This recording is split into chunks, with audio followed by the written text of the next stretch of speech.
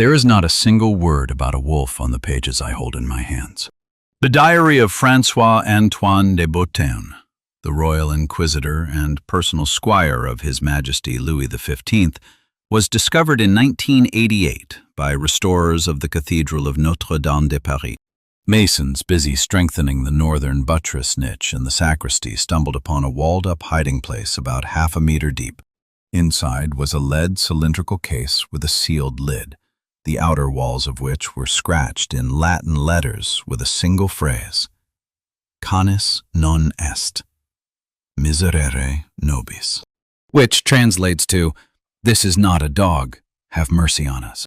Inside the case, beneath several layers of oiled leather, were preserved a notebook of 147 pages of handwritten text in French, dated between 1764 and 1767. 2 drawings with geometric diagrams inked over Latin words, presumably exorcism prayers, and a small leather pouch containing a metal ring engraved with a coat of arms. The coat of arms was later identified as the family emblem of one of the extinct noble houses of the province of Gévaudan. The ring bears traces of exposure to stomach acid. The metal surface is uniformly etched around the entire circumference, as happens when it is left in the stomach of a large animal for a long time.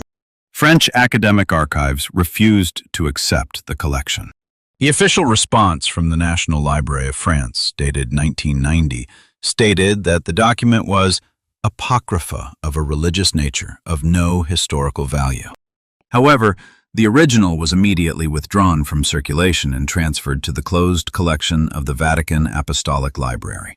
What you are about to hear is based on copies made by restorers before the official handover of the materials, as well as on church documents leaked in 2003 through intermediaries from the Diocesan Archive of Manda. The official history of the Beast of Gévaudan, as you know it, goes like this. Between June 1764 and June 1767, in the province of Gévaudan in southern France, there were between 80 and 120 attacks on people, most of which ended in the death of the victim. Panic gripped the crown. Louis XV launched several military expeditions. In 1767, a local hunter named Jean Chastel shot a large wolf, after which the attacks ceased. The case is closed. The animal has been identified. The threat has been eliminated. De Beauterne's diary reveals something different. The first page is written with visible pen pressure, the letters larger than usual, as if the writer's hand were not quite obeying him. The Inquisitor records the date. September 23, 1764, the village of Langogne, Gévaudan province. What follows is a list, not a description, not an analysis. A list. 14 bodies discovered over the previous 3 months within the consecrated grounds of the parish church of St. Giles and its surrounding grounds. De Beauterne lists names, ages, genders, and recorded injuries. The local priest, Father Sebastian Malherbe, added his own note to each entry, which the Inquisitor reproduced verbatim. Regarding the marks on the foreheads of the murdered, which I notified to His Grace the diocesan bishop in a letter dated August 16th of this year, I must report the following. On the forehead of each of the 14 victims, regardless of the degree of destruction of the body, the same mark is found, applied posthumously with a sharp object. The mark is an inverted cross with 4 equal arms. The scratches range in depth from 1 to 3 lines, and the pressure is firm and unwavering. He who makes these marks acts calmly and deliberately. De Beauterne accompanied this quote with a single comment. He pointed out that an animal, no matter how large, is not capable of inflicting a geometrically precise symbol on the body of a victim with a sharp instrument. Therefore, either the beast and the man act in concert, or the beast and the man are one being. This is the first page of the diary. There in the villages around Langogne, by the autumn of 1764, 18 people had already died in attacks. Not a single body was found outside church lands. Not a single victim died without a mark on their forehead. And not a single local shepherd driving their cattle beyond the consecrated grounds was touched. The priest, Malherbe, recorded this observation in the parish register. Someone later placed a cross next to the entry, and underneath it, 2 words in Latin. Sciit ubi. He knows where. The fog in Gévaudan that autumn behaved differently than ordinary fog. This is the first thing that several independent witnesses, whose testimony de Boternay collected and copied into his notebook during the first days of the investigation, immediately noticed. Hunters, peasants, and a miller from Saint-Denis-de-Cabane all described the same thing. The fog didn't rise from below, from the Truyère River, as it does in nature. It descended from above, from the hills, slowly and densely, as if something were pushing it down the slopes toward the villages. The air temperature dropped sharply within minutes. Miller Arnaud Pelissier testified to the Inquisitor that on such nights his dogs stopped barking. They didn't hide or whine. They simply fell silent and lay down on the ground, burying their muzzles in the straw as if they refused to perceive what was happening outside.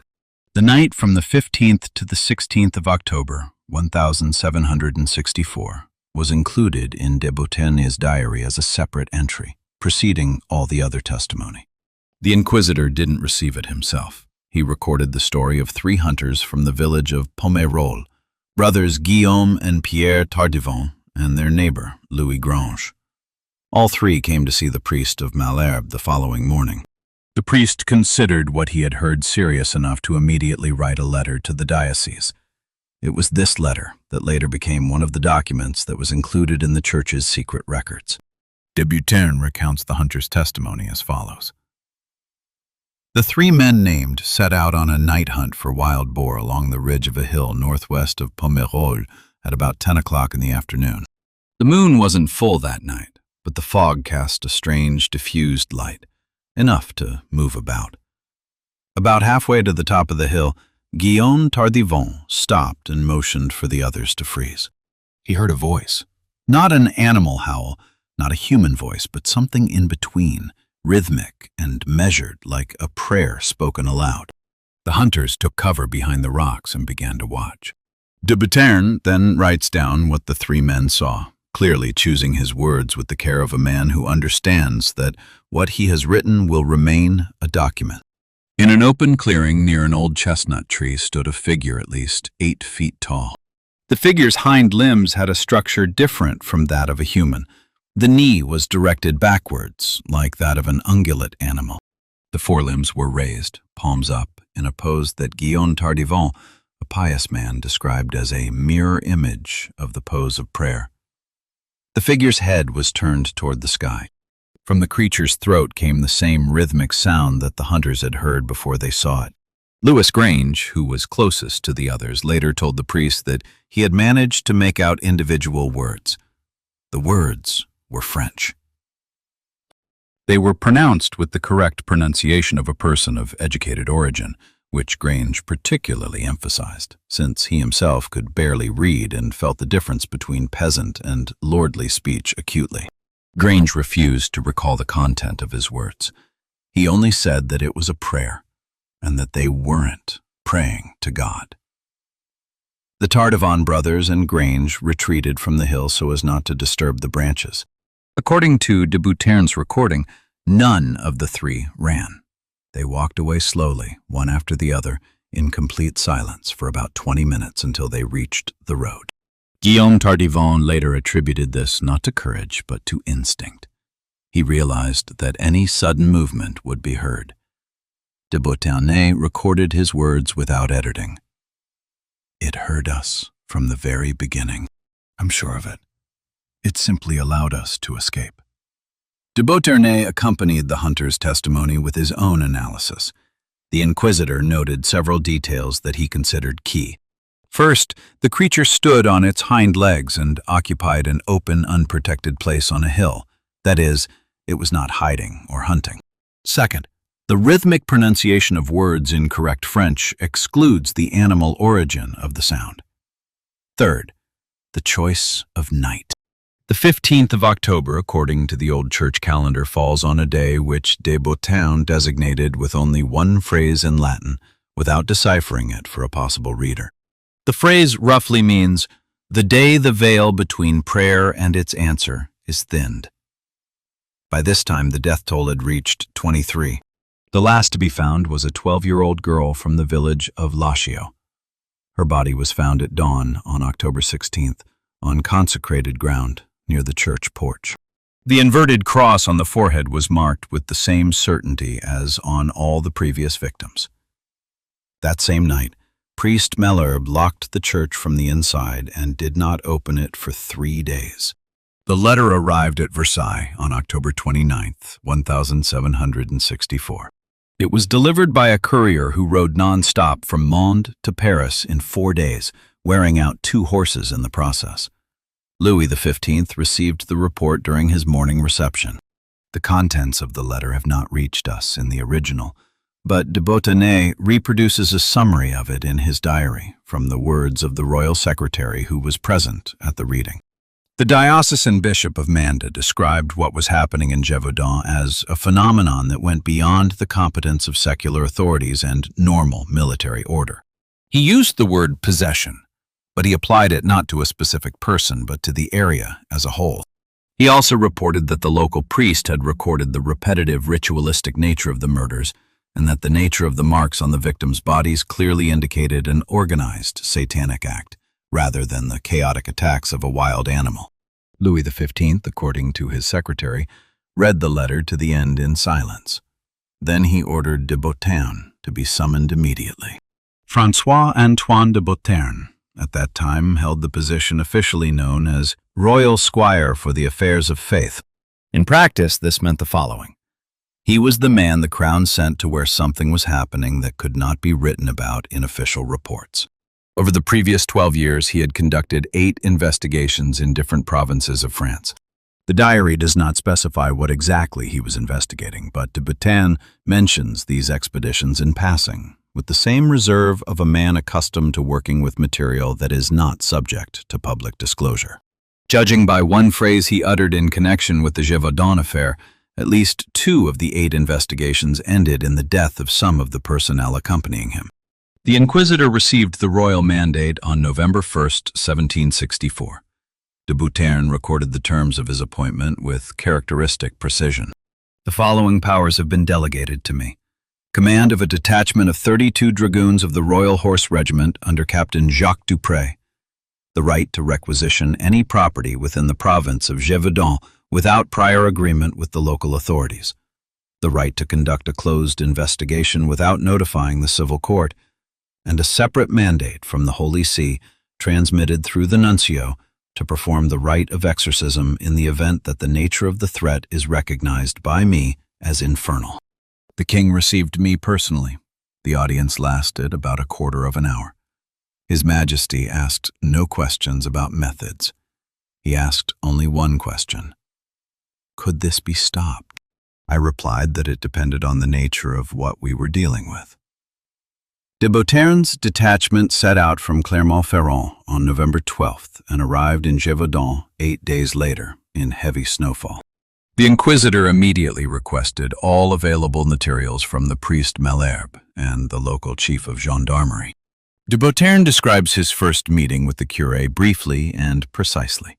The priest opened the church to him, led him to the sacristy where the parish books were kept, laid out a stack of written sheets of paper in front of the Inquisitor, and then sat down on a bench against the wall and did not utter another word during the entire time that de Botton studied the documents. The priest answered direct questions, but briefly and without details, like a man who had already exhausted his entire vocabulary on this subject and was now saving what little remained. The picture that de Bottonay pieced together from parish records, local gendarmerie reports, and the testimony of surviving witnesses was as follows. In the 5 months from June to November 1764, within the parish of St. Giles and 3 neighboring parishes, 27 attacks were committed, 23 of which resulted in the death of the victim. Survivors in 4 cases gave testimony. All 4 described the animal in similar terms. A size significantly larger than any known wolf, fur that was dark, almost black, and eyes that glowed red or orange in the dark. 2 of the 4 survivors mentioned a smell, pungent, chemical, similar to the smell of burning sulfur or hot metal. One of the survivors, the shepherd Antoine Burrell, added a detail that de Boutin underlined twice in the text. Burrell testified that at the moment of the attack, the animal emitted not a growl, but short, abrupt sounds resembling laughter. De Boutin closed the parish registers at sunset on the first day. He walked out of the church and stood on the porch, looking out at the snow-covered hills north of the village. Captain Dupre approached him and asked what the plan of action was for the next 24 hours. The Inquisitor replied that the first step was to draw an accurate map of all the attack sites and mark the boundaries of the consecrated lands of all 4 parishes. Dupre completed this by morning. The map revealed what the Bouternet had already suspected after first reading the parish registers. All 27 attacks had occurred strictly within the boundaries of consecrated church grounds. Not a single exception. The boundary of the consecrated land passed in some places 20 paces from the boundary of an ordinary peasant field, and not once in 5 months did the beast touch the cattle or people on the other side of this invisible line. De Boutin wrote down this observation and placed a period, not a question mark, next to it. A man of his experience didn't need the question. He already understood what it meant. The creature didn't avoid sacred places. It hunted there, purposefully, as if desecrating sacred ground was part of the mission, not an accident. The next morning, Captain Dupre reported to the Inquisitor that 2 of the 32 dragoons had requested permission to return to Clermont-Ferrand. They cited illness as the reason. De Boutin refused permission. That same night, snow fell, and the next morning a guard discovered tracks on the hillside north of the camp. The tracks led straight to the edge of the camp perimeter and ended there. It was as if whatever had left them had stopped, stood motionless, and retreated back into the darkness. The size of the tracks didn't match any animal Captain Dupre had known in his 20 years of military service.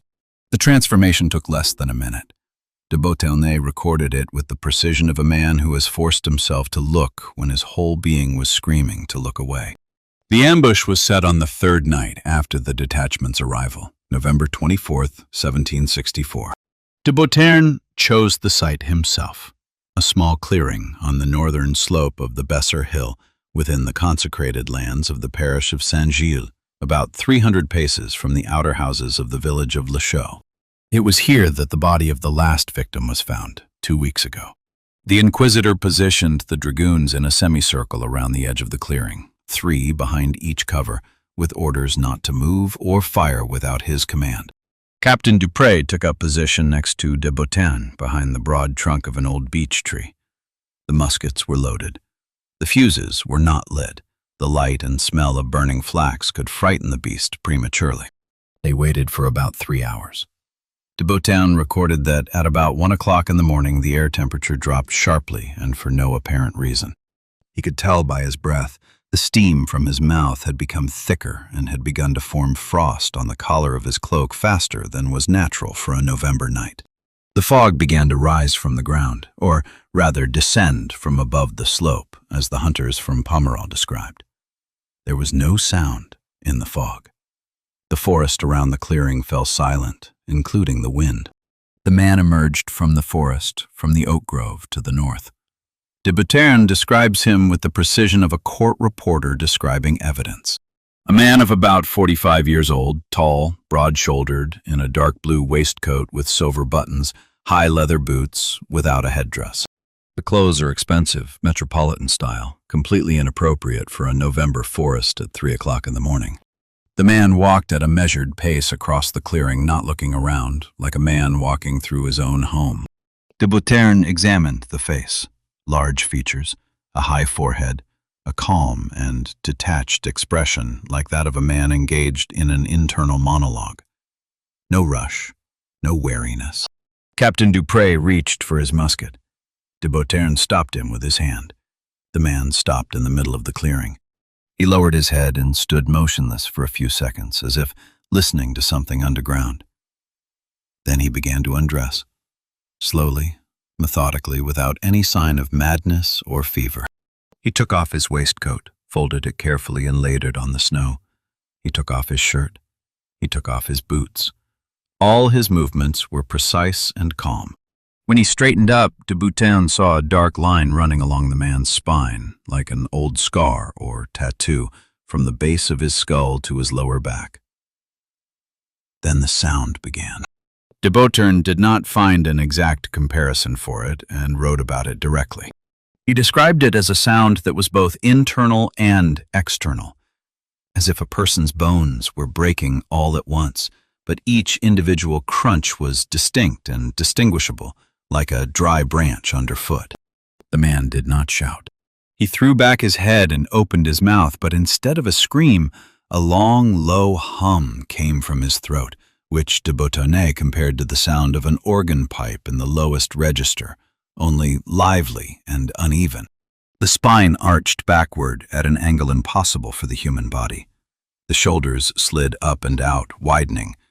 The skin on his back split along the line of that same scar and parted, revealing something dark and wet underneath. The process took, by de Boutin's estimate, between 40 and 50 seconds. What stood in the clearing after it ended was at least 3 meters tall at the withers when standing on all fours.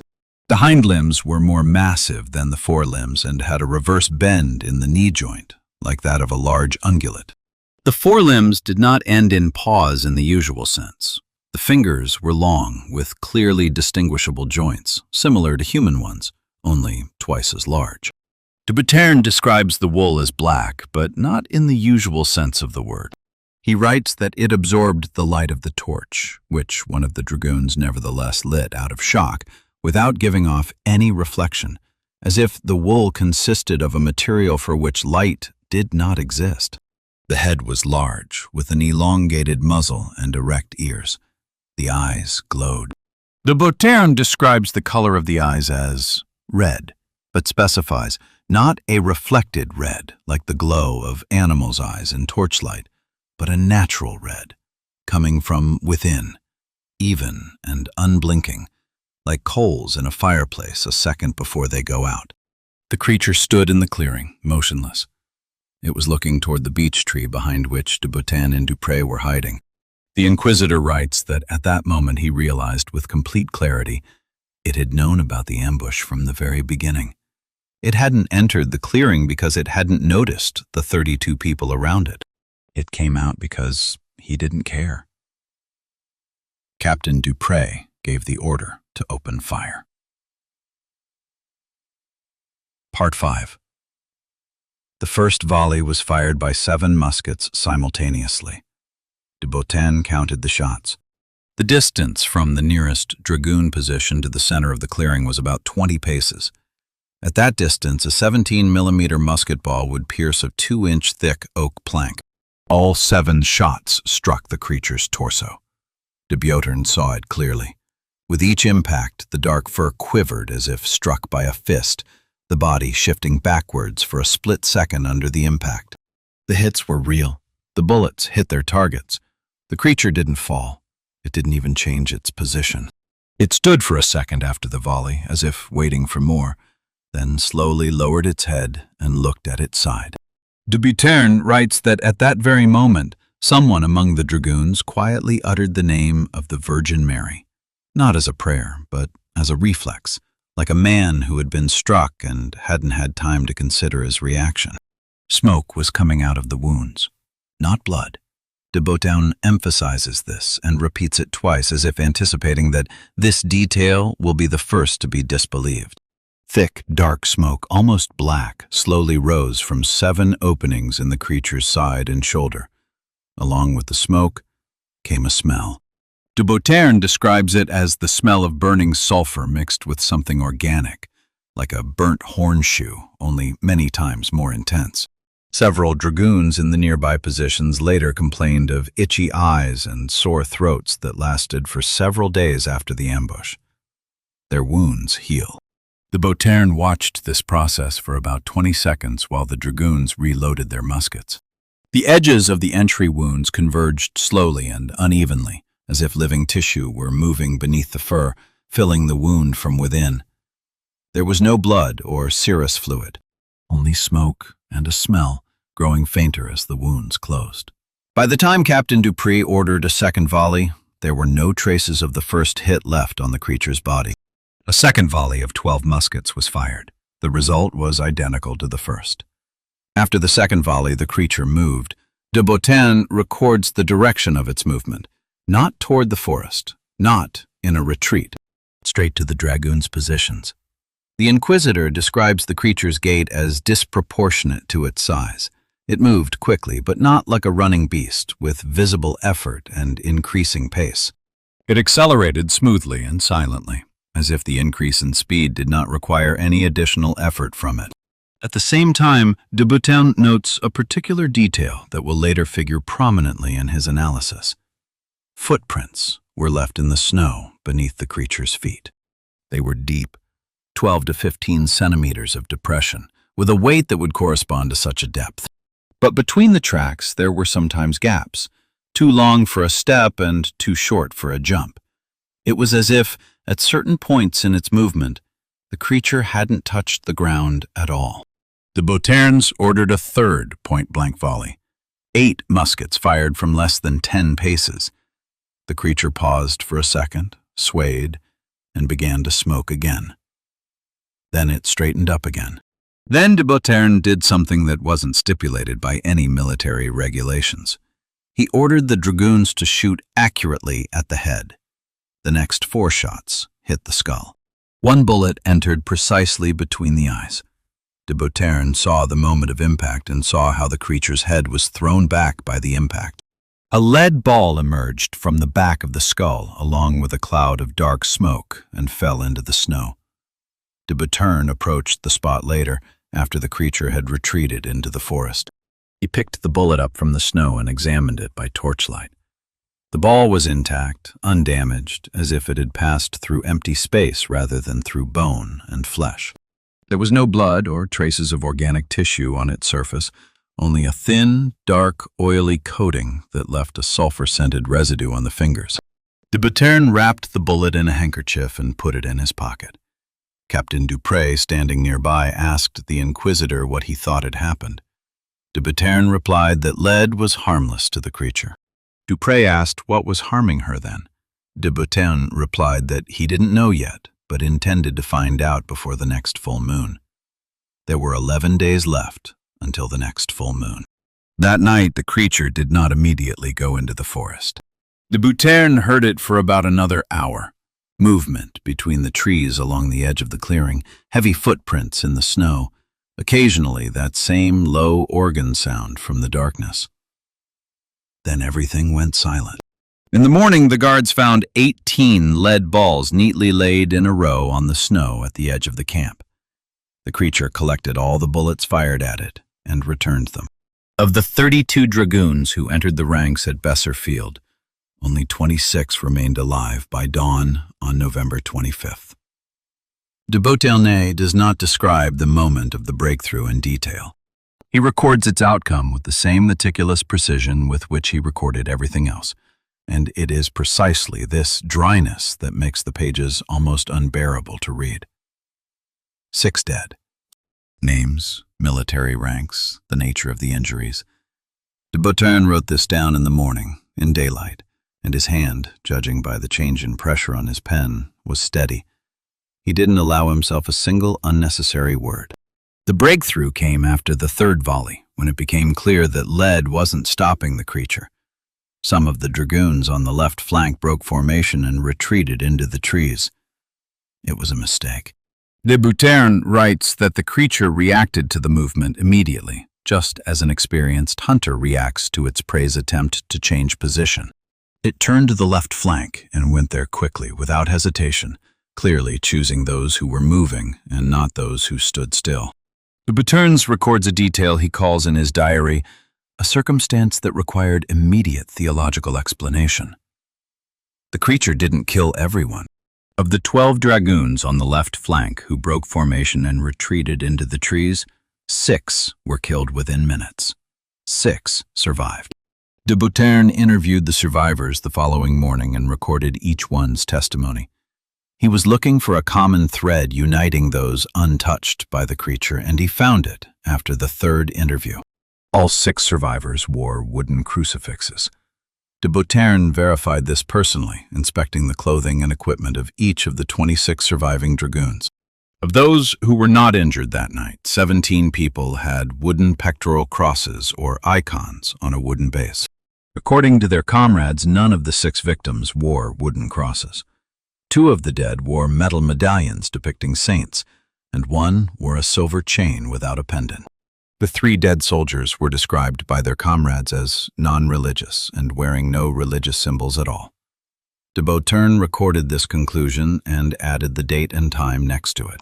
He then added one phrase which he indented on both sides of the text, separating it from the rest of the text as a separate statement.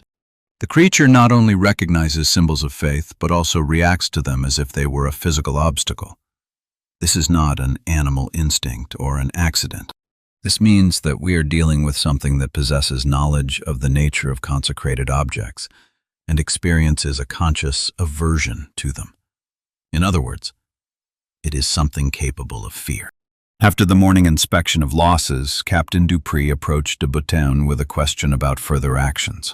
The Inquisitor replied that he would immediately issue each dragoon with a wooden cross from the church reserves of the parish of St. Giles, and that from that moment on, wearing a crucifix would be a mandatory condition of service in the detachment. Dupree carried out the order without objection. De Beauterne notes that not one of the remaining 26 dragoons refused to take the cross, including 2 whom the captain had previously described as convinced freethinkers. Fear, as we know, is a more reliable source of faith than conviction. That same morning, de Beauterne performed an action he describes briefly and without explanation. He walked along the edge of the Besser clearing and examined the tracks the creature had left in the snow during its nighttime encounter. The tracks led from the edge of the forest to the center of the clearing, then to the left flank positions, then back to the forest. De Beauterne followed them to the edge of the trees. Beyond the tree line, the tracks continued for another 100 steps into the forest and then ended. Not at a den, not at a shelter. They simply ended in the middle of pure snow, as if whatever had left them had ceased to exist in that place or had left the earth in a way other than walking.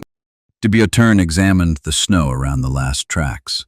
No additional prints, no traces of blood or other excretions, despite the fact that no less than 30 musket balls were fired at the creature that night. No downed branches, no disturbed undergrowth.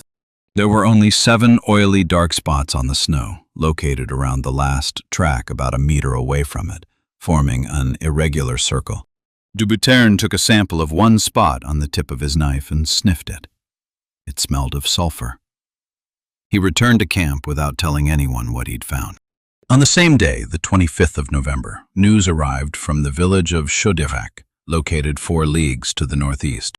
That night, 2 murdered bodies were found there, a peasant and his wife, on consecrated ground near the parish chapel. An inverted cross was scratched into both their foreheads. The creature wasted no time. There were 10 days left until the next full moon, and de Beauterne still didn't know how to stop it. The Abbey of Saint Pierre de Chauzet had stood empty for 40 years. The last monk left in 1724 for reasons that the church documents of the Diocese of Manda describe evasively. Spiritual circumstances that do not allow him to continue serving in this place. De Beauterne reached the abbey on horseback the following day after the night on the Besser clearing, alone, leaving a detachment in the village under the command of Dupree. He took with him only a saddlebag with writing materials, a flint, 2 torches, and a small breviary in a leather binding. The abbey library is in better condition than might be expected for an abandoned building. De Beauterne explains this by the thickness of the stone walls, which did not allow moisture to penetrate inside, and by the fact that the roof over the library hall held, although in the refectory and several cells it had already collapsed. The books stood on the shelves in the same order they had been left 40 years ago. Some were moldy, others crumbled at the first touch. But about a third of the collection turned out to be readable. De Beauterne spent 3 days in the library. He doesn't describe what exactly he searched for in those first few hours. but based on the texts he lists in his diary as having been studied, it is possible to reconstruct the logic of his search. He began with the abbey's own monastic chronicles, hoping to find references to previous similar cases in the area.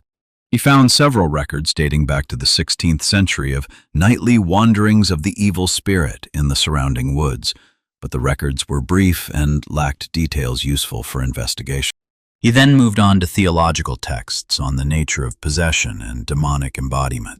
On the second day, de Bottonnet reached the bottom shelf of the far bookcase, where unbound, handwritten texts were kept, stitched with thread and wrapped in linen. Among them, he found what he later called in his diary the key to understanding the nature of the Gévaudan evil.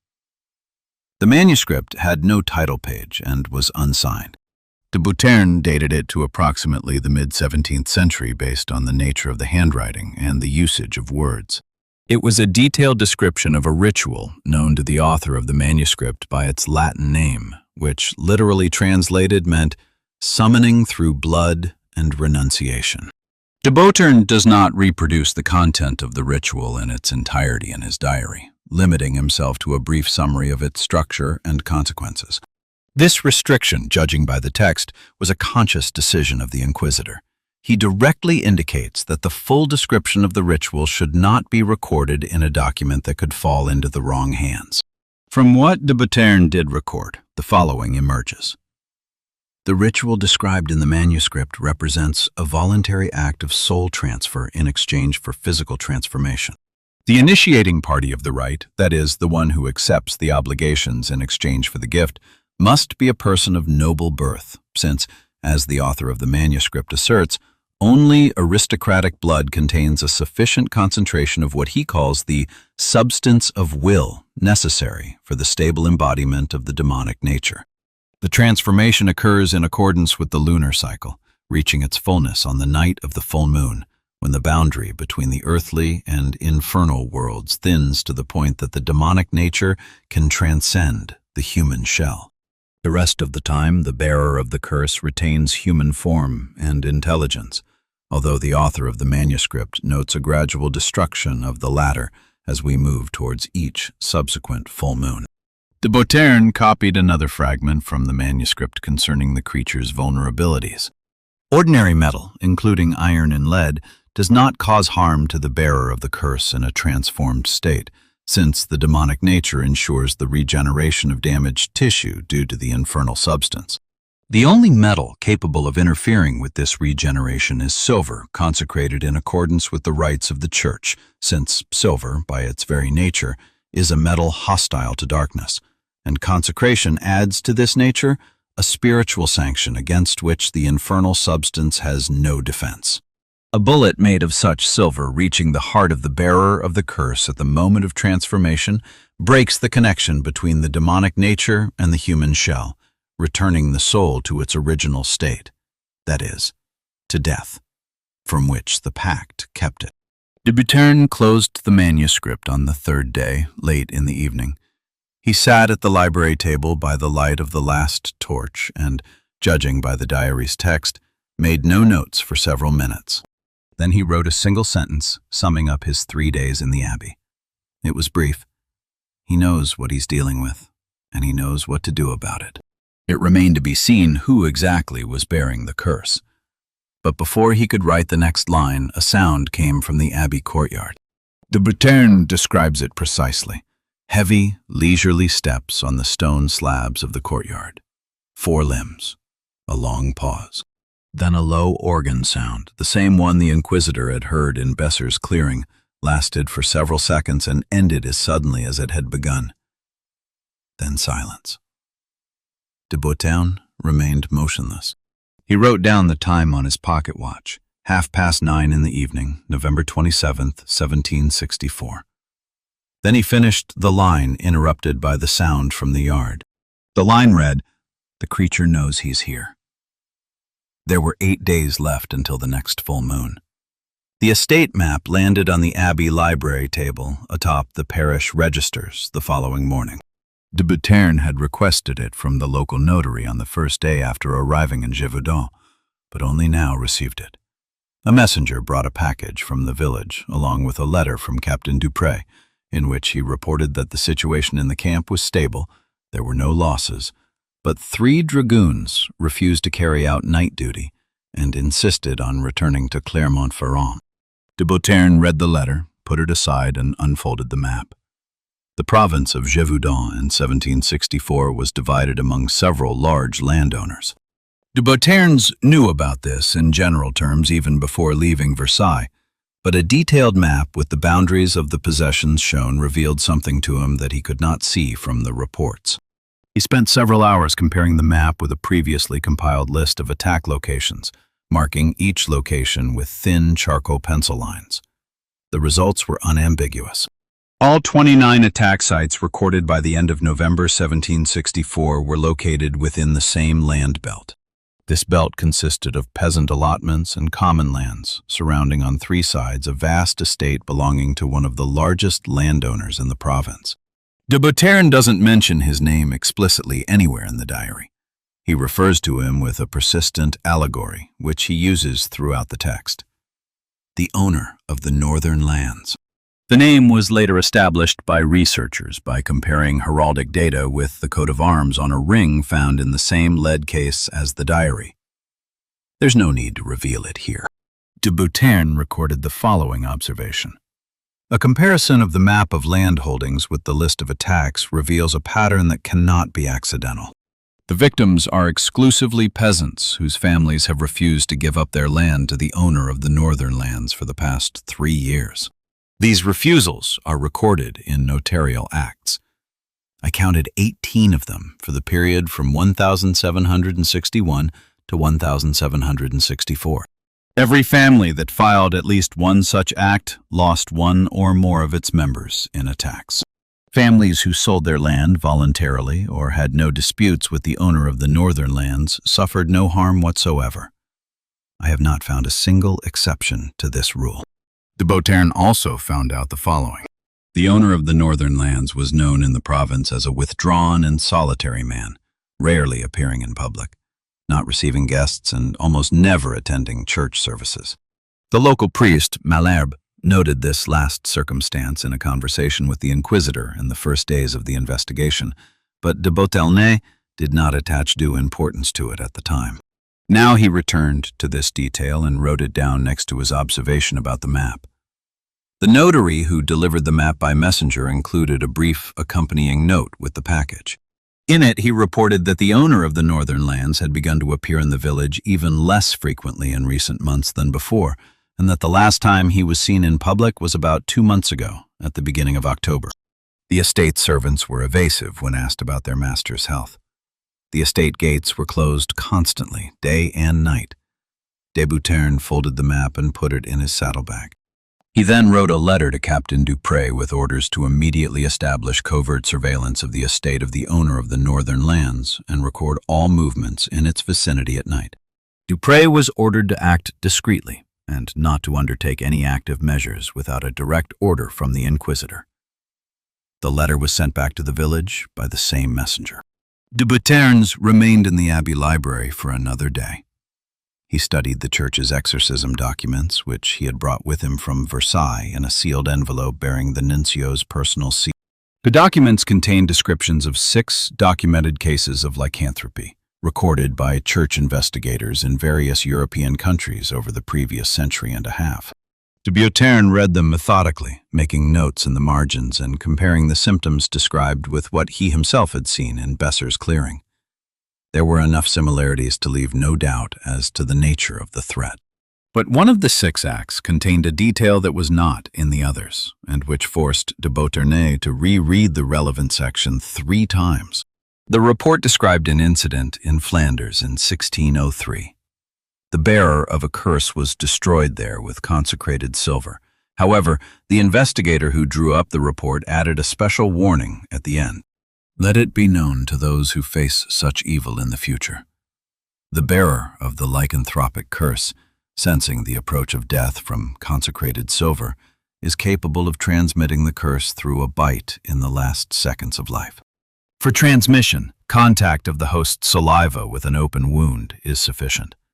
The new host will be unaware of its condition until the first full moon. After that, it will become the same as its predecessor.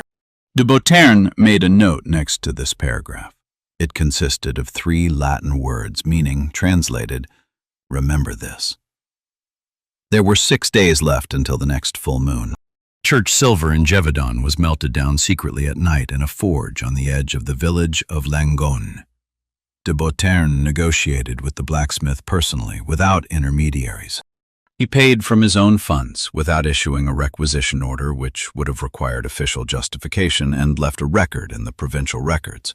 Priest Malherbe handed over to the Inquisitor 3 antique silver chalices and a paten from the sacristy, which he said dated no later than the 12th century. Malherbe asked no questions about the purpose of their melting down. He simply asked if this amount of metal would be sufficient. De Beauterne replied that it should be enough if they used heavy, large-caliber bullets, 1 for each musket in the detachment. The blacksmith worked with the shutters closed and the door locked. De Beauterne stood next to the forge all night. While the silver was melting in the crucible, the Inquisitor recited a prayer of exorcism aloud over each casting mold before the metal was poured into it. He read from the text, holding the prayer book open in his left hand, and with his right hand holding the page from the heat of the furnace. The prayer was lengthy, in Latin, with repeated invocations lasting about 4 minutes each. The 26 forms took over 3 hours. De Beauterne describes this process briefly, with almost no detail. But he does record one detail, and it occupies a separate paragraph in his notes. While reading the prayer over the 3rd form, the blacksmith stepped back from the forge and gestured to me towards the surface of the molten silver in the crucible. The metal in the crucible began to move, unrelated to heat or stirring. Its surface began to ripple finely like water in the wind, even though there was no draft in the forge. The ripples continued for a few seconds, then stopped as suddenly as they had begun. The blacksmith crossed himself. I continued reading. Later I considered this not a bad sign, but on the contrary, confirmation that the metal reacts to sanctification in the same way that everything that is hostile to grace reacts to it. 26 bullets were ready by dawn. De Beauterne examined each one after it cooled. The bullets turned out to be uneven in shape, heavier than a standard lead ball of the same caliber, and noticeably lighter in color. The Beauternes packed them into a leather pouch, which he tied with string soaked in blessed oil from the Curé Malherbe's reserves. In the morning, he returned to camp. Captain Dupree reported the results of his observation of the estate over the past 2 days. 2 dragoons posted at a hidden post along the northern road leading to the estate gates saw no movement during the day. On the night of the first day, one of the observers, Private Claude Foray, reported a light in one of the windows of the upper floor of the main building, flickering and uneven, like from a candle or a small fire. The light burned for about 2 hours, then went out after midnight. That same night, another victim was found in the village of Lachio, located within direct line of sight of the estate's northern wall. De Beauterne combined this observation with the map and recorded a conclusion. On nights of attacks, the estate displays light in the windows. On nights without attacks, the estate is dark. The correlation is direct and consistent. Dupré listened to this conclusion in silence, then asked whether the Inquisitor intended to request a search warrant for the estate from the provincial intendant. De Beauterne replied in the negative. He explained the reason. The owner of the northern lands, as a major aristocrat with direct connections at court, had sufficient resources to drag out any official proceedings for weeks. The official request will immediately become known to him through the provincial administration, where he certainly has informants. The warned bearer of the curse will either disappear or take retaliatory measures. De Beauterne added that the official arrest of the aristocrat would require evidence that he could not present to any civil court in France without being ridiculed or imprisoned himself. A different approach was needed. De Beauterne spent the rest of the day planning the final operation. He studied the terrain around the estate on a map, interviewed several peasants about the location of buildings inside the estate, and drew up a diagram of the approaches. He then asked Priest Malherbe for an exact schedule of the lunar cycle for the coming days. Malher brought an almanac and a church astronomical reference book. De Beauternes compiled the data and established the exact time. The next full moon occurred 5 days later, on the night of the 2nd to 3rd of December, 1764. It was on this night that the bearer of the curse would undergo a complete transformation at nightfall. It was on this night that he was to be met. De Beauternes recorded the date and time of moonrise. Next to it, he wrote the name of the location he'd chosen for the final confrontation after studying the map and questioning the villagers. An old, abandoned cemetery west of the village of Pomerol. An enclosed space bordered by stone walls on 3 sides. An old crypt in the northern corner could have served as a forced retreat point for the creature under pressure from the torches. Consecrated ground, granting certain, if not absolute, advantages to the defending side. De Beauternes closed the notebook and placed it in his saddlebag next to the leather pouch containing the silver bullets. Not a sound came from the estate that night. No lights appeared in the windows. Dupre's watchers detected no movement until dawn. This was worse than if the lights had been on. The fog arrived before the moon rose. De Beauternes recorded the time. Around 4 o'clock in the afternoon on December 2nd, 1764, the sky over Gévaudan began to change. Not clouds, not snowfall. It was fog, descending from above, from the hills, thick and cold, moving against the wind. De Beauternes noted this discrepancy particularly. The wind that day was blowing from the west. The fog was moving from the north, from the direction of the estate of the owner of the northern lands. 2 dragoons from the patrol, removed from their post along the northern road and returned to camp to take part in the night operation, reported that fog had begun to gather around the walls of the estate around midday, long before dusk. The air temperature had dropped several degrees by 3 o'clock in the afternoon, in a time that de Beauternes estimated at less than half an hour. He determined this by the horses' behavior.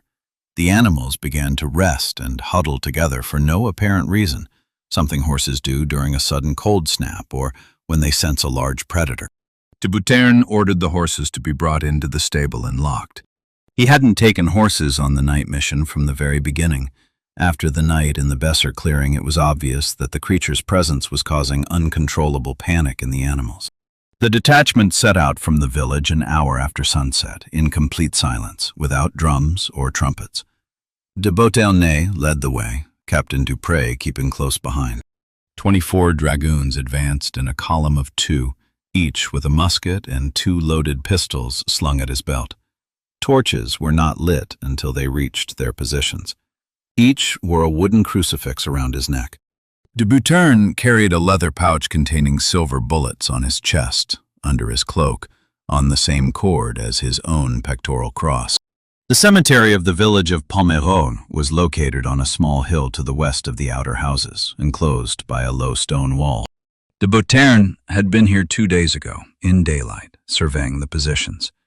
Now, in the fog and darkness, the cemetery looked different. The fog lay thicker here than in the village, as if it had settled precisely in this lowland between the hills. Although the cemetery stood on a hill, and the logic of the terrain did not provide an explanation for this. De Beauternes recorded this observation without commenting. The detachment took up positions around the cemetery's perimeter by midnight. De Beauternes deployed the dragoons as follows. 6 men with torches and muskets occupied the eastern side along the wall, blocking the main entrance through the gate. 8 more people split into 2 groups of 4 and occupied the northern and southern walls from the inside, behind the tombstones. 6 remained outside the western wall, near the crypt, to cut off retreat in case the creature tried to escape through the northern corner. De Beauternes, Dupre, and 4 of the best marksmen occupied the center of the cemetery, near an old stone cross about 2 meters high, which stood at the intersection of 2 main paths. De Beauternes personally loaded 1 musket with a silver bullet in the presence of Captain Dupre. He distributed the remaining 25 silver bullets among the selected marksmen, 3 for each and 4 for himself. The remaining dragoons were armed with ordinary lead, with orders to use it solely to distract and push back the creature, without expecting any damaging effect. The moon rose just after 1 o'clock in the morning. De Beautain didn't see it rise. By this time, the fog had completely obscured the sky. He determined the sunrise by the change in the nature of the fog. It began to glow from within with a weak, diffused light, milky white, uniform, without a source. The cemetery became visible enough to discern the silhouettes of the tombstones and the movement between them. The first sound came from the north, a few minutes after the moonlight began to break through the fog. De Beautain describes it as the sound of footsteps on frozen grass, heavy, leisurely, with intervals that were too long for a normal walk and too short for a run. He had already heard that gate on Besser Clearing. Several dragoons near the northern wall raised their muskets. De Beautain raised his hand, demanding that they hold their position. The footsteps stopped at the outer edge of the northern wall. The pause lasted about a minute. De Beautain stood in the center of the cemetery, holding the musket with the silver bullet at the muzzle, and waited. Then, out of the fog, came laughter. Not a beast's roar or a howl. Laughter. De Beautain describes it with the same precision with which he described everything else. A male voice, low, with distinct articulation, uttering something unintelligible between fits of laughter. The voice was human. It was aristocratic, and it came from several directions at once, as if it weren't just one being laughing, but several, standing around the entire perimeter of the cemetery. De Beautain wrote in his diary that it was at this moment that several dragoons began to retreat from their positions towards the center of the cemetery, towards him, not by order, but by instinct, like men in the dark moving towards the only familiar landmark. De Beautain didn't stop them. He realized there was no point in holding the perimeter any longer. A red glow began to emerge from the fog at the eastern gate. Two lights, motionless about 2 meters above the ground, separated by a distance equal to the width of a large head. They did not move or flicker. They simply glowed in the fog, looking toward the center of the cemetery with the same calm, unhurried manner with which the man in the dark blue doublet had walked across the Besser Clearing 11 days ago. De Beautain raised his musket. There were no more days until the next full moon. It was already in the sky, and the veil between the living and hell was thinner than ever. The cemetery gates began to slowly open from the inside, though none of the dragoons approached them. They entered through the gates on foot, like a master entering his own estate. De Beautain watched him from a distance of about 30 paces, holding his musket raised but not firing. The position near the central stone cross gave a good view of the entire cemetery, and the Inquisitor used these seconds for what he was there for. He looked and remembered. The diary entry for this moment is one of the most detailed in the entire text, which in itself speaks volumes about de Beautain's character. Even while standing at gunpoint on the creature he had seen in action in the Besser Clearing, the Inquisitor continued to work. The creature looked different under the full moon than it had during the first encounter. De Beautain notes this directly. It was larger. Not by a few centimeters, but significantly, as if the moonlight, even scattered by the fog, added another dimension to its size. The wool that de Beautain had described as black in the torchlight of the Besser glade now looked different in the milky glow of the fog. Not black, but absent. It was as if, where the surface of the body should have been, there was a space in which light ceased to exist. The boundary between the creature and the fog around it was jagged and shifting, like the boundary between smoke and air. The red eyes didn't blink. The creature crossed the cemetery from the gate to the first row of tombstones in a matter of seconds, without any apparent acceleration. De Beautain commanded the dragoons at the north and south walls to light their torches. 8 lights flashed simultaneously. The creature stopped. De Beautain records this reaction and analyzes it immediately, right in the text, without postponing the conclusion. The torches didn't harm the creature. It didn't retreat from the flames, showed no signs of pain or fear, but it stopped. De Beautain suggested that the torchlight was disrupting his perception of space, taking away the advantage that the darkness provided. The creature hunted in the dark not because it feared the light, but because darkness was its natural environment, giving it a tactical advantage. Deprived of this superiority, it adapted within a few seconds. The creature lowered its head and moved not straight towards the center of the cemetery, but diagonally towards the southern wall, where 4 dragoons stood with torches. The movement was fast and low, almost horizontal, not like the way an animal moves in an attack. Gévaudan compares it to the movement of water flowing around an obstacle. The creature did not go towards the dragoons.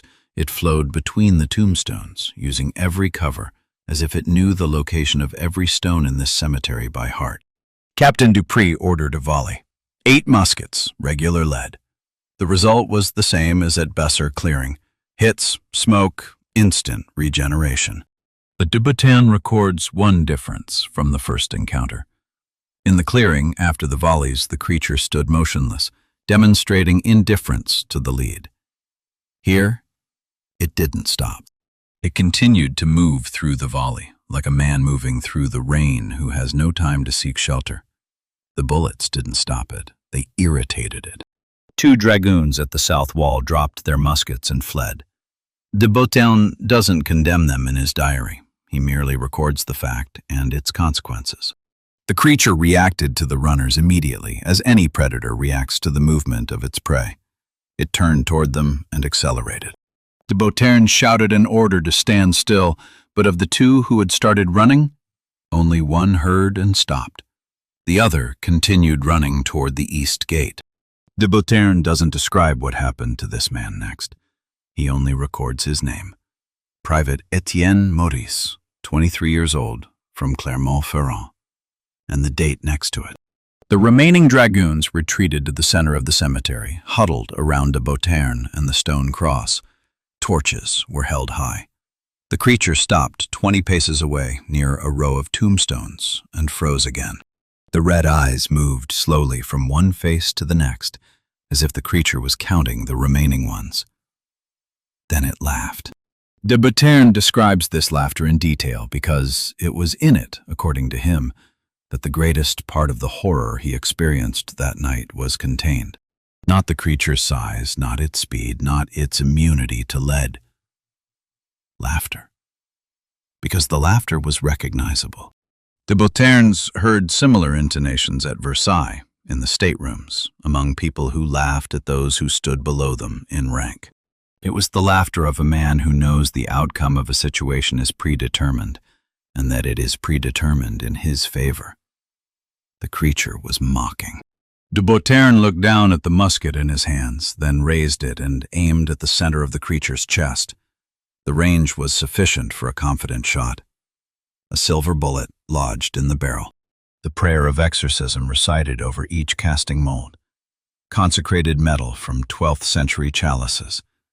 Gévaudan didn't fire.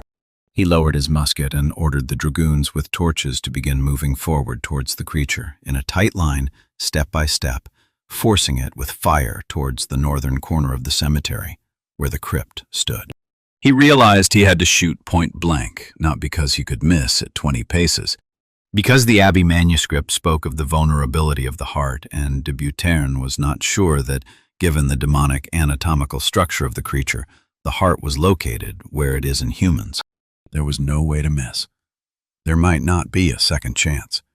The line with torches moved forward. The creature retreated. Slowly, with obvious reluctance, snapping back at the fire with sharp lunges that forced the outer dragoons to stagger back, but did not stop the movement of the ranks. Gévaudan walked in the center, behind the first row of torches, his musket held at his shoulder. He was about 10 steps from the crypt when the creature stopped and turned directly toward him. It knew what was happening. Gévaudan was certain of this. He understood that he was being pushed back deliberately, that this wasn't panic or chaotic pressure, but a planned movement toward a specific point. And the moment it stopped and turned directly toward the Inquisitor, its red eyes staring straight into his, Gévaudan realized something else. It knew about silver bullets. The creature attacked Gévaudan directly, casting aside the logic of retreat. It leaped from a standing start, without a running start, without any preliminary movement that might have signaled its intent.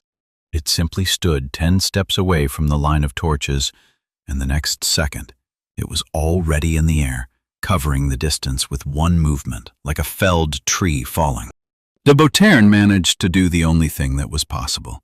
He stepped to the side and fell on one knee behind a stone tombstone, exposing not himself to the blow, but the space where he had stood a second ago. The creature passed over him, knocking down 2 dragoons from the first row of torches, and crashed into the stone cross in the center of the cemetery.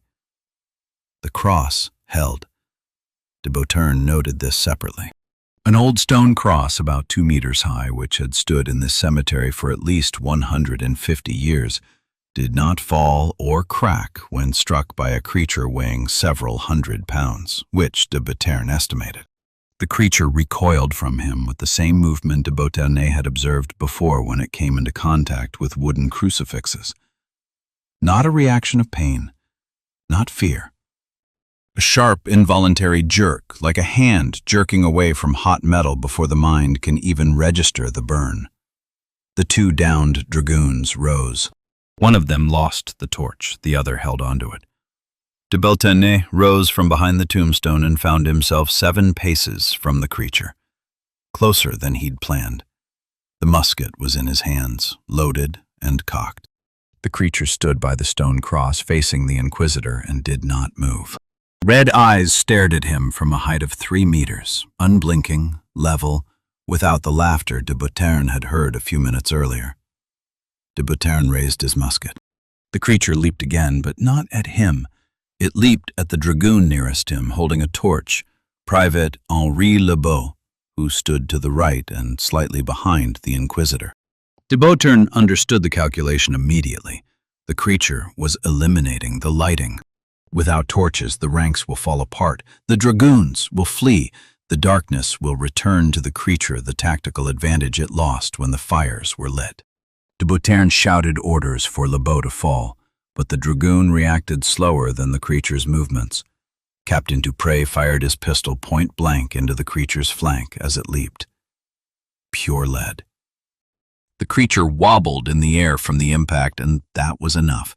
Lebeau fell to the ground, the torch remaining in his hand. The blow missed the man, hitting the tombstone behind him. The stone split in half. The creature landed, turned around, and found itself between de Beauterne and Captain Dupré. De Beauterne describes the next few seconds with the precision that only comes from someone whose mind continues to function in a situation where most people stop thinking and start reacting. He saw the creature's left side in front of him. The distance was about 4 steps. In the light of the 4 remaining torches, he could see the creature's rib cage, its movement as it breathed, its massive forelimbs lowered. The creature was looking at Dupré, not at him. De Beauterne raised his musket, aimed the barrel at a point on the left side of the creature's chest, roughly corresponding to the location of the heart in a human, adjusted for different anatomy, and fired. The shot was heard, according to several peasants from the village of Pomerol, clearly, despite the fog and the distance. One of them later described to the priest Malherbe that the sound was not like the sound of an ordinary musket shot. Louder, and with a different aftertaste, as if a bell had struck the air along with the gunshot. The creature didn't fall immediately. De Beauterne records this with the same precision with which he recorded everything else. The silver bullet entered the left side of the creature's chest. Smoke rose immediately, just as it did when ordinary lead hit Besser Field, but this smoke was different. Not dark and oily, but white, almost glowing in the milky glow of the fog, thick and dense, coming not from the wound but from within the entire body, as if something inside the creature had begun to burn.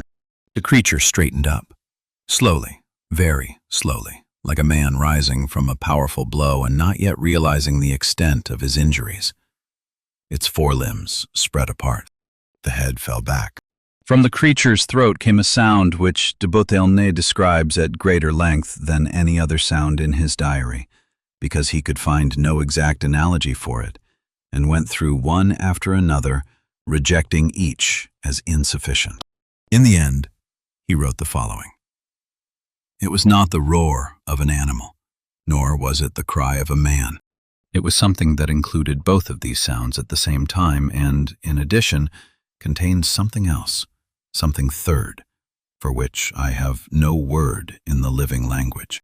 The closest description I can give is to imagine thousands of human voices screaming simultaneously from one point in space, each at its own pitch and with its own pain, but all at the same moment, without rising or falling, just at once.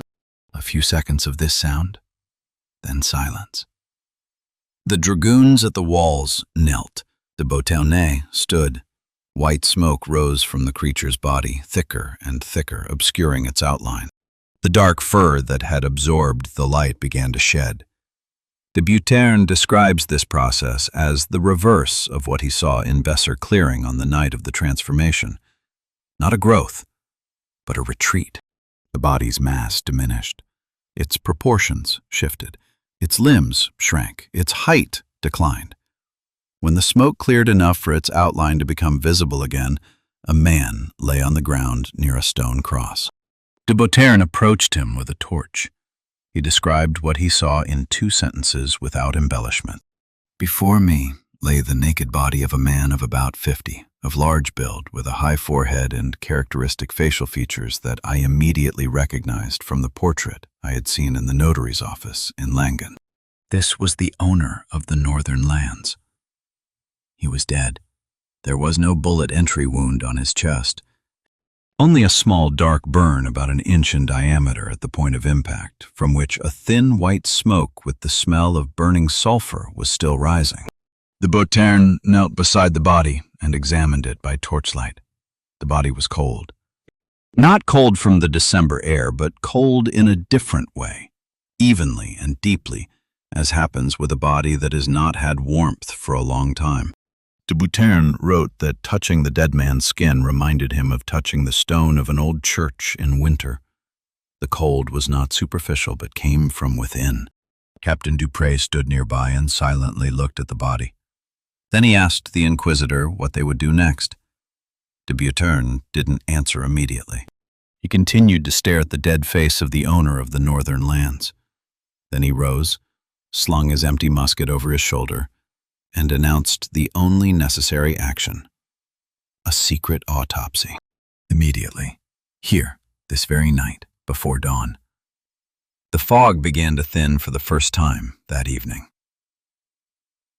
Part 13.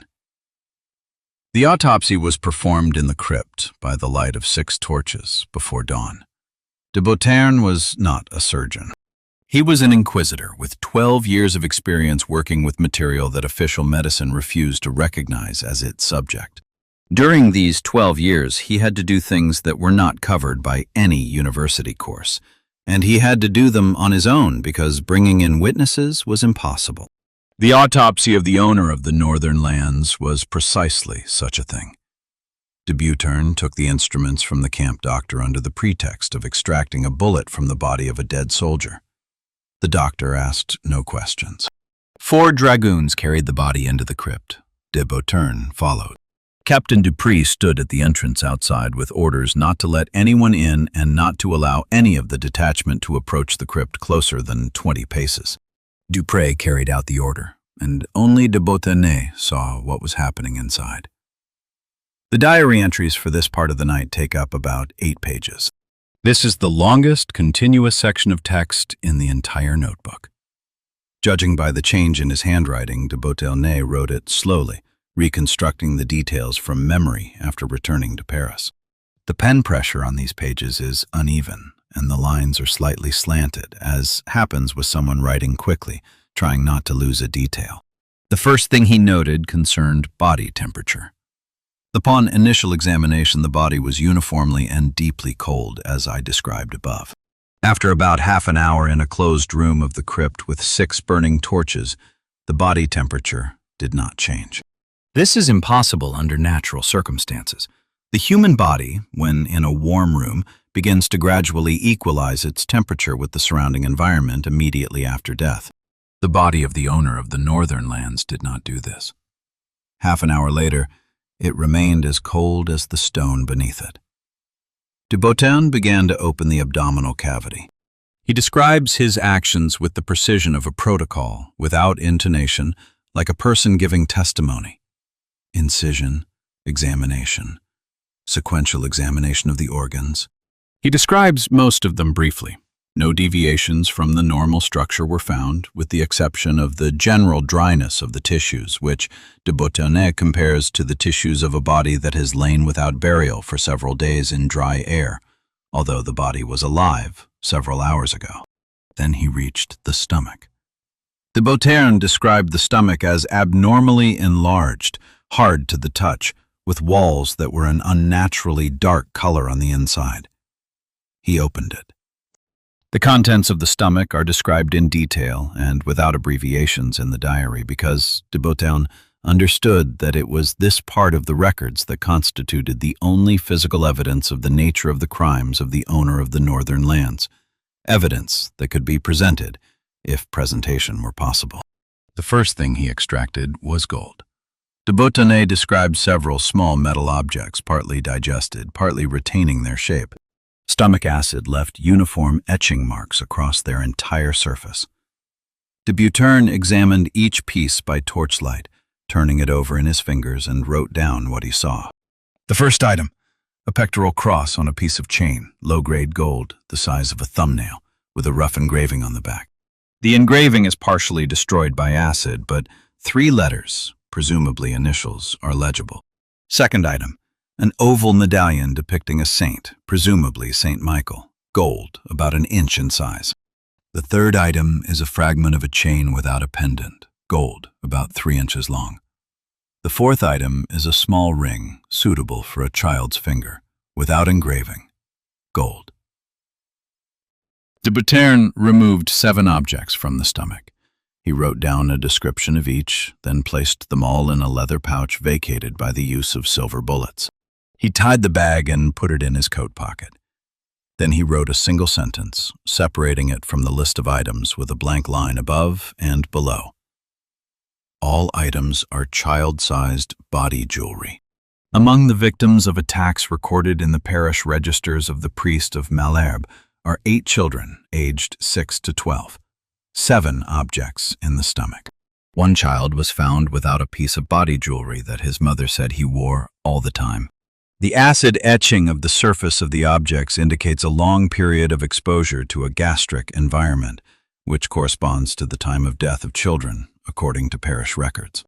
The Gévaudan covered the body and tidied up the crypt as best he could. He emerged shortly before dawn. Captain Dupré was waiting at the entrance. He didn't ask about the autopsy. Gévaudan didn't inform him of this himself. The body of the owner of the northern lands was buried in the same cemetery before sunrise, without a coffin, without a funeral service, without a name on the tombstone. Gévaudan ordered the grave to be covered with lime before being filled with earth. He explained to Dupré that this was to prevent the spread of disease from a body that had died under unclear circumstances. Dupré accepted the explanation without objection. Gévaudan took one additional measure, which he did not disclose to anyone else in the squad. Before the grave was filled, he knelt at its edge and read over the body the full rite of exorcism from the nuncio's breviary, all 3 parts, including the final prohibitions. It took about 20 minutes. 3 dragoons who witnessed it from the sidelines later gave different versions of what they saw. One claimed that the ground in the grave glowed faintly with a bluish light during the prayer. The other 2 did not confirm this. Gévaudan does not mention this in his diary. When the grave was filled and compacted, the inquisitor rose from his knees, shook out his cloak, and looked to the east, where light was beginning to break over the hills. The fog had finally cleared. The sky was clear and cold, the stars still visible in the west. Gévaudan stood for a few seconds, then turned and walked back to camp. Captain Dupré caught up with him and asked if the job was finished. Gévaudan didn't stop.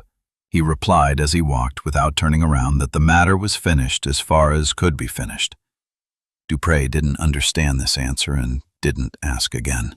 In a leather pouch in the pocket of de Boutonnais' cloak were 7 gold objects which he could not show to anyone without explaining where they came from, and to explain that meant explaining everything else.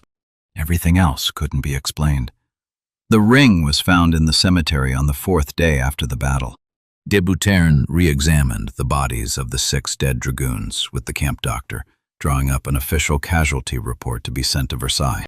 The report had to include the reasons for each soldier's death, and de Boutonnais spent considerable time formulating it into a form that would be plausible enough for a military archive and vague enough not to raise questions from people not present at the events.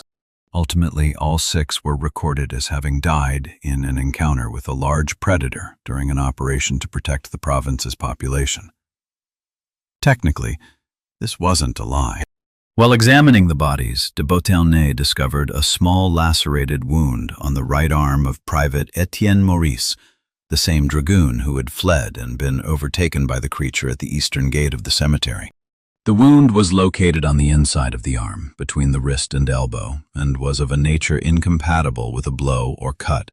De Bouterne examined it in daylight, holding the dead man's hand close to the torch, and wrote down the following. The wound on Private Maurice's forearm doesn't match the nature of the injuries the creature inflicted on the other 5 victims. Those injuries were massive, from a crushing blow or rupture. The wound on Maurice's arm is of a different nature. Several parallel jagged marks arranged in a line, each about an inch long and no more than 1/4 of an inch deep. The distance between the teeth of a large animal corresponds to the distance between the teeth. This is not a blow. It is a bite. Superficial, deliberately superficial, as if the purpose of the bite was not to cause serious damage, but to bring saliva into contact with blood. De Bouterne closed the report. He sat motionless for several minutes, looking at the recording. Then he opened the notebook to the page where a fragment of the 1603 report on the Flemish case of lycanthropy was copied, and reread the investigator's warning about the transmission of the curse through a bite. Private Maurice was dead. He died from the damage the creature inflicted after biting him, not from the bite itself. This meant that the curse, if it had been passed on, had passed to the dead man. De Bouterne spent several minutes on a theological analysis of this circumstance, the result of which he wrote down briefly. A dead carrier does not pose a threat, provided that the body is buried in consecrated ground with full church rites. Maurice's body was buried that same day on the consecrated grounds of the parish of St. Giles, with a funeral service in the presence of the priest Malherbe. De Bouterne personally oversaw the observance of every detail of the rite. But the warning in Act 1603 referred to the bite of a survivor, not a dead person. De Bouterne reread it and realized there was only one way to answer the main question. He demanded that Captain Dupree immediately line up all remaining personnel of the detachment for a medical examination under the pretext of checking wounds after the night operation. The examination was carried out by the camp doctor under the supervision of de Bouterne. The Inquisitor stood nearby and personally examined every wound on each soldier without explaining to the doctor what exactly he was looking for. Of the 23 surviving dragoons, 17 had various injuries from the night's encounter. Bruises, cuts from stone fragments, one serious shoulder sprain in a soldier who had been knocked down by the creature while jumping towards the stone cross. De Bouterne stopped at the 21st soldier, Private Gaspard Clément, 28 years old, from Lyon. A wound on his left calf below the knee covered by the edge of a boot. Clément didn't mention it during the general interrogation after the night in the cemetery. De Bouterne examined the wound and recorded a description that completely matched the description of the wound on Maurice's arm. Several parallel jagged tracks, superficial depth, inter-track distance consistent with the teeth of a large animal. De Bouterne asked Clement when and under what circumstances this wound had been received. Clement replied that he did not remember the exact moment, that in the darkness and general confusion of the night something had hit his leg, but there had been almost no pain, and he had not considered it necessary to report it. De Bouterne asked if the soldier had been feeling any ill in recent days. Clément replied in the negative, though he hesitated for a moment before answering. De Bouterne recorded the pause. The Inquisitor spent the rest of the day studying the available sources on the course of the lycanthropic curse in the period between infection and the first transformation. There was little material. 6 Flemish acts, fragments from the manuscript of the Abbey of Saint-Pierre-de-Chausse. De Boutin listed all the symptoms that preceded the first transformation in documented carriers. The list was short. According to the data of the Act of 1603 and related documents of the Diocesan Archive of Ghent, in the period between infection and the first full moon, the carrier does not experience pronounced physical symptoms. The following symptoms are possible, which the carrier himself is inclined to explain by common causes. Increased night vision, enhanced sense of smell, periodic short-term memory lapses lasting from several minutes to several hours, increased appetite, and unreasonable restlessness at night. The carrier is in most cases unaware of their condition until the moment of the first transformation. De Boutin emphasized the word lapses and placed the date of the next full moon next to it. 28 days remained until it happened. That same night, he summoned Clement to his office under the pretext of further questioning about the events at the cemetery. De Boutin did not record the conversation. He only recorded his result. Private Clement, when questioned again, admitted the following. For the past 2 nights, he had difficulty sleeping, experiencing unreasonable restlessness. Twice woke up in the middle of the night with the feeling that he had just returned from somewhere, although he realized that he had not left the barracks.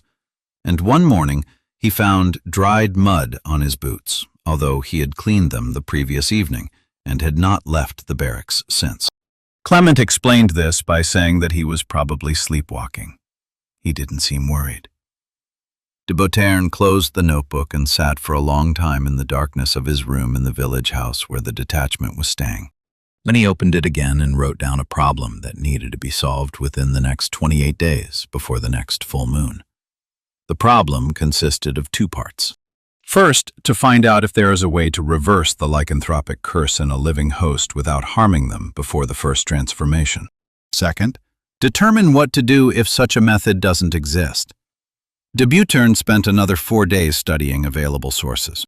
The manuscript of the Abbey of Saint-Pierre-de-Chausse contained no mention of reversing the curse. The Flemish Acts also did not provide such a method. De Boutin wrote a coded letter to the Vatican, requesting the nunciature's archives for documented cases of cures of lycanthropic infestations. The Vatican responded 17 days later. It consisted of a single line, written in the nuncio's own hand. Such cases are not recorded in the archives.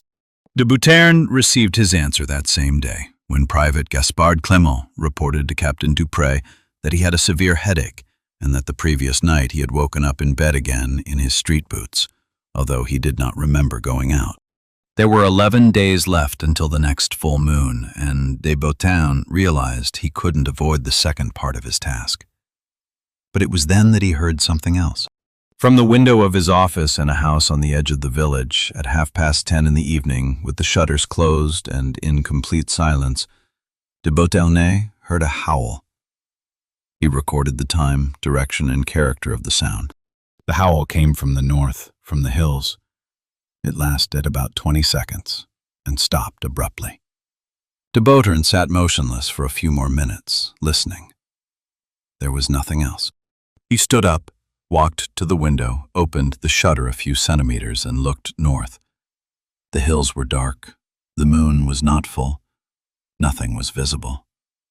De Boutin closed the shutter and returned to the table. He sat over a blank page in his notebook for about an hour, writing nothing. Then he wrote 1 sentence and didn't return to the topic again that night. The sentence read, "The howl didn't come from Clement." De Boutin's official report to King Louis XV was completed on December 12, 1764, in Paris, and ran to 18 pages of neat clerical handwriting. There was not a word of truth in it. De Boutin described the operation at Gévaudan as the successful extermination of a large predator, presumably a cross between a wolf and a large mongrel, possibly imported from the eastern provinces. He attributed the animal's size to a rare growth pathology found in large canines. He attributed the number of victims to the individual's exceptional aggressiveness and its atypical behavior, which differed from the usual wolf habits. He attributed the deaths of 6 dragoons to the nighttime conditions of the operation and the difficult forested terrain. The inverted crosses on the victims' foreheads were not mentioned at all in the report. The owner of the northern lands did not appear in any capacity in the report. De Beauterne wrote down in his diary the reasons for this lie without self-justification or any sign of regret, like a man who had made a decision based on analysis and did not need approval. The truth about the nature of the Gévaudan evil cannot be presented to the king for the following reasons. First, it would have demanded an official investigation into the aristocratic family, which, in the current political climate, would have provoked immediate opposition from the nobility and given rise to accusations of using superstition as a tool of political persecution. Second, the revelation of the nature of the curse and the method of its transmission would create panic among the population, the consequences of which would be less controllable than the evil itself. Third, the Crown does not have the mechanisms to officially acknowledge the existence of infernal threats without destroying its own authority. Lying in this case is not cowardice, but an instrument of state order. De Beauterne returned to Paris on December 7th. He brought Private Gaspard Clément with him, officially formalizing his temporary transfer to the personal disposal of the Inquisitor under the pretext of participating in a closed investigative event. Clement, judging by his diary, didn't understand the true reason for this decision. De Beauterne didn't feel the need to explain it to him. In Paris, the Inquisitor rented a separate room for Clement in the house opposite his office and established round-the-clock surveillance of the soldier by 2 trusted people from among the church officials.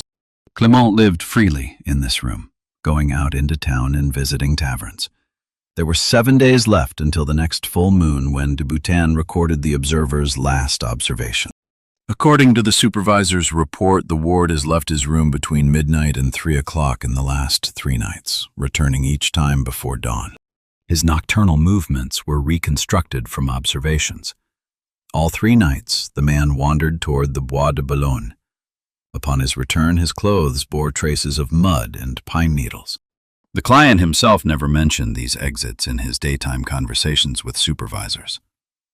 De Beauterne made his decision the following day. He describes it in his diary in 1 paragraph without details about how exactly it was performed. He records only that Gaspard Clément died on the night of December 18, 1764, in his room, that death occurred quickly and without suffering, that the body was buried the following morning on consecrated ground in the parish of Saint-Sulpice with full ecclesiastical rites, and that de Beauterne was personally present at the burial. There's no more mention of Clément in the diary. De Beauterne spent the next few days compiling final notes. He systematized the collected materials, sealed in separate envelopes the drawings of silver bullets with prayer formulas applied to them, which he removed from the casting molds before remelting, and wrote a short guide to recognizing lycanthropic infestation based on the symptoms he observed in Clement. He packed all of this, along with a notebook and a leather pouch containing 7 gold items, into a lead cylindrical case, the edges of the lid of which he sealed with tin solder. On the outside of the case, he scratched a Latin phrase with a sharp instrument. De Beauterne reproduced it in his final diary entry, along with a brief commentary. The phrase inscribed on the case is both a warning and a description. Canis non est, miserere nobis. Anyone who finds this container should understand 2 things at once. First, what the detachment encountered in Gévaudan was not an animal either by nature or by intention. Second, mercy in this case is needed not for the victims who are already dead, but for those who are alive, since the evil described in these records has not been completely destroyed. Only one of its bearers has been destroyed. The nature of a curse is such that it exists independently of the individual who bears it and awaits the next person who will open the way for it.